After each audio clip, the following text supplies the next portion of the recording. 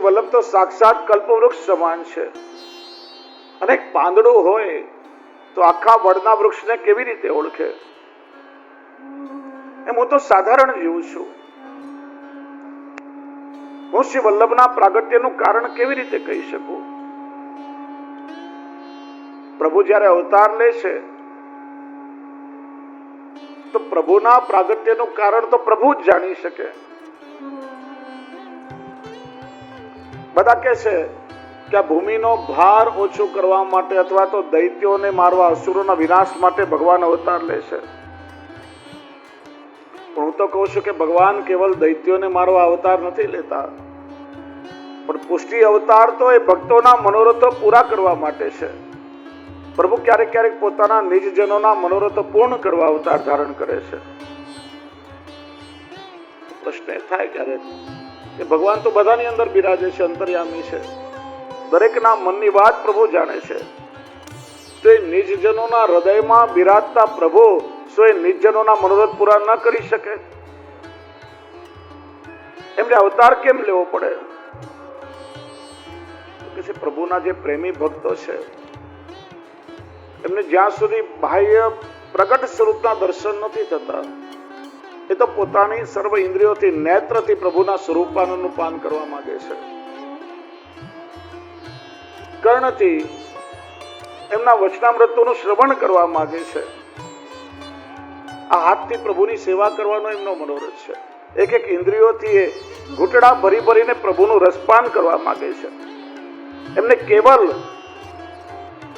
અંદર બિરાજતા પ્રભુથી, જે અંતર્યામી છે એટલા માત્રથી સંતોષ નથી. લાકડાની અંદર અગ્નિ છે પણ એ લાકડાને બાળી શકતો નથી. બહારથી અગ્નિ પ્રગટાવવો પડે. બહારથી જ્યારે અગ્નિનો પ્રવેશ કાષ્ઠમાં થાય ત્યારે એને બાળી શકે.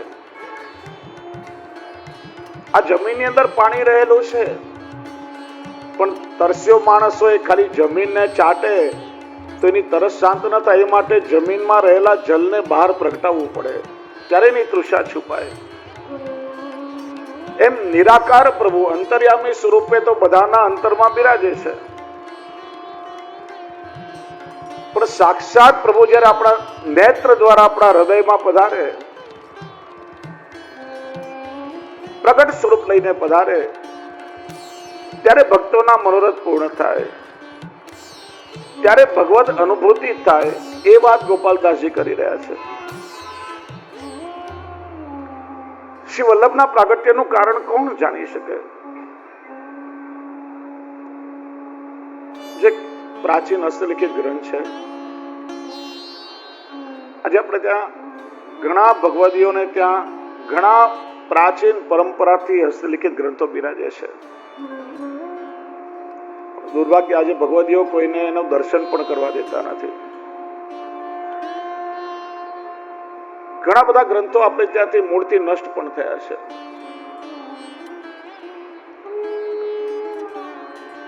સુબોધનીજી કે ભાગવતાર્થ નિબંધ કે 16 ગ્રંથો એટલા સીમિત ગ્રંથો નથી શ્રી મહાપ્રભુજીના. શ્રી મહાપ્રભુજીએ તો 52 ઉપનિષદો પર ટીકા લખી છે. સંપૂર્ણ રામાયણ પર શ્રી મહાપ્રભુજી વાલ્મીકી રામાયણ ઉપર પણ ટીકા લખી છે. એ બધા ગ્રંથો આજે અપ્રાપ્ય છે. ઘણા એના કારણો છે. એક તો જયારે શ્રી ગોપીનાથજી પ્રભુચરણ લીલામાં પધાર્યા, શ્રી પુરુષોત્તમજી લીલામાં પધાર્યા, ત્યારે આપના ઓજી પાયમમાજી ઘણા બધા ગ્રંથો પોતાની સાથે પધરાવી ગયા. અને શ્રી ગોકુલનાથજીના સમય પછી આપણે ત્યાં એવા પણ ઘણા બધા જડવાદી વૈષ્ણવ હતા પ્રાચીન સમયમાં, જે લોકો એવું નતા ઈચ્છતા કે પુષ્ટિ માર્ગની સાથે સાથે મર્યાદા માર્ગનું પોષણ હોય. મેં કાલે જ કહ્યું કે શ્રી વલ્લભ તો જગત ગુરુ છે. જે કક્ષાનો જે અધિકારી જીવ, પ્રવાહી જીવ હોય એના ઉદ્ધારનો પ્રકાર બતાવ્યો. કોઈ મર્યાદા જીવ છે તો એનો ઉદ્ધાર કેવી રીતે થાય એ પ્રકાર બતાવ્યો. પુષ્ટિ જીવ છે તો એના માટે આ ભગવત સેવાનો માર્ગ પ્રગટ કર્યો. દરેક જીવના ઉદ્ધારનો પ્રકાર બતાવ્યો છે. એ લોકો ઈચ્છા નતા કરતા કે શ્રી મહાપ્રભુજીના પછી આ મર્યાદા માર્ગનું કોઈ પ્રકારે પોષણ થયેલ. ઘણા બધા ગ્રંથો એમણે યમુનાજીમાં પધરાવી દીધા. પ્રાચીન ઇતિહાસ ઘણો મળે છે. હજી પણ કેટલા એવા ગ્રંથો પૂનાની લાઇબ્રેરીમાં પણ વિદ્યમાન છે. આજે આપણું દુર્ભાગ્ય છે કે શ્રી આચાર્ય ચરણના બધા જ ગ્રંથો આપણને પ્રાપ્ત થતા નથી. એક એવો ગ્રંથ છે પ્રાચીન કોઈ વૈષ્ણવ જ્યાં બિરાજેમાં બહુ સુંદર બતાવ્યું છે કે સારસ્વત કલ્પમાં ભગવાન શ્રી કૃષ્ણે અવતાર લીધો. 125 વર્ષ ભગવાન ભૂતલ પર બિરાજ્યા.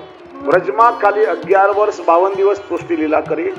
25 વર્ષ ભગવાન મથુરા બિરાજ્યા અને ત્યાંથી 100 વર્ષ દ્વારકા બિરાજ્યા ઠાકોર. મથુરા મંડળમાં કુલ 25 વર્ષ, 11 વર્ષ મળીને કુલ, અને 100 વર્ષ ભગવાને દ્વારકા લીલા કરી. કૃષ્ણાવતારના અધૂરા રહી ગયેલા ઘણા બધા કાર્યો પૂર્ણ કરવા માટે વલ્લભાવતાર થયો છે. એક કારણ તો બતાવ્યું, ભૂમિ ભાગ્ય. સારસ્વત કલ્પમાં ઠાકોરજીએ વ્રજ લીલામાં ચરણમાં પાદુકા ધારણ કરી નથી. સૂરદાસ પ્રભુ નંગે પાયન અનુદિન ગયા ચારણ. કેમ કે પ્રભુ ખાલી ગોવાળ નથી, ગોપાલ છે. ગાયોનું પાલન, એમનું પોષણ કરવા પધાર્યા છે. અને પ્રભુની ગાયો ખુલ્લા પગે વનમાં વિહાર કરે તો ગોપાલથી પાદુકા કેમ ધારણ થાય? વ્રજની ભૂમિને પ્રભુના ચરણનો સ્પર્શ થયો છે, બાકીની ભૂમિને તાપ છે. કેમ કે આ પૃથ્વી ગાયનું રૂપ લઈ અને પ્રભુને વિનંતી કરવા ગઈ હતી. આ ભૂમિની વિનંતીથી તો પ્રભુએ અવતાર લીધો છે. અને એટલે ભૂમિનો ઉદ્ધાર કરવા માટે શ્રી મહાપ્રભુજીએ 3 વાર ખુલ્લા ચરણારવિંદથી ભારતની પરિક્રમા કરી છે. સર્વોત્તમજીમાં એમને ભૂમિના ભાગ્યરૂપ કહેવામાં આવ્યા છે. જો ઘણી જગ્યાએ આજે શ્રી મહાપ્રભુજીના પાદુકાજી બિરાજે છે. હમણાં 5 દિવસ પહેલા ખેરાલુમાં પણ અમે બેઠકજી કરવા ગયા હતા.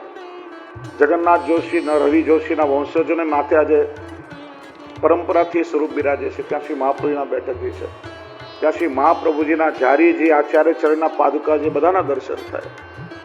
પ્રશ્ન થાય કે શ્રી મહાપ્રભુજીએ તો પાદુકા ધરી જ નથી, તો એમના પાદુકાજી કેવી રીતે બિરાજતા હોય? તો જેમ અજબ કુંવરબાઈનો પ્રસંગ યાદ કરો તમે. શ્રી ગુસાઈજીએ એમને ત્યાં પધાર્યા, એવી દ્રઢ સ્વરૂપાશક્તિ થઈ. થોડા દિવસ મુકામ રહ્યો અને પાછા પધારી રહ્યા હતા ત્યારે મૂર્છિત થઈને ઢળી પડ્યા કે કૃપાના તાપના વગર હું જીવી નહીં શકું. ત્યારે શ્રી ગુસાઈજીએ પોતાની ચરણની પાદુકા ચરણ પધરાવી, પુશ કરીને પધરાવ્યા. એમાં જે ઘણા લોકો એવું કહેતા હોય છે બ્રહ્મ સંબંધ લો તો ઠાકોરજીના સ્વરૂપની સેવા કરવી જ પડે, નહીં તો ના લેવું. જો આપણે વાર્તા સાહિત્યાદિ જોઈએ, જે કક્ષાનો જીવો જીવ એ પ્રકારે શ્રી મહાપ્રભુજી કૃપાનું દાન કર્યું. ઉત્તમ જે અધિકારી જીવો છે ને સ્વરૂપ સેવા પધરાવી આપી, કોઈને વસ્ત્ર સેવા પધરાવી આપી, કોઈને કેવલ નામ સ્મરણની આજ્ઞા કરી છે, કોઈને પાદુકા પર પોતાના ચરણ પધરાવી સેવ્ય કરીને સેવા માટે પધરાવી આપ્યા છે. ઘણા જીવોને એવી રીતે શ્રી મહાપ્રભુજીએ સેવ્ય કરી, પુષ્ટ કરીને પાદુકા પધરાવી આપી છે. બાકી શ્રી મહાપ્રભુજીએ તો ખુલ્લા ચરણારવિંદથી જ ભારતનું ભ્રમણ કર્યું છે.